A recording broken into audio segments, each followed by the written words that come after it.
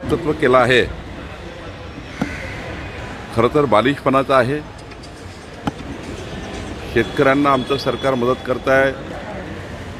32,000 कोटी रुपये शेतकऱ्याच्या नुकसान भरपाई करता, पूरपीडिताच्या नुकसान भरपाई करता आमच्या सरकारने राखीव ठेवलेले आहे। 9,500 कोटी रुपये रिलीज झाले आहे। प्रशांत पडोळे हे ॲक्सिडेंटल खासदार आहे आणि त्यामुळं बोलताना जरा तारतम्य सांभाळलं पाहिजे। त्यांनी आपल्या नेत्याला विचारून घेतलं पाहिजे की देवेंद्र फडणवीसजीवर बोलताना विचार करून बोललं पाहिजे, कारण पहिल्यांदा ॲक्सिडेंटल खासदार झाल्यामुळं आणि काही त्या ठिकाणी प्रगल्भता नसल्यामुळं, कुठलीही प्रगल्भता नाही आहे आणि त्यामुळं प्रगल्भ व्यक्तींनी एखाद्यावेळी बोललं तर ठीक आहे, पण असे लोक बोलतात हे बालिशपणाचे लक्षण आहे।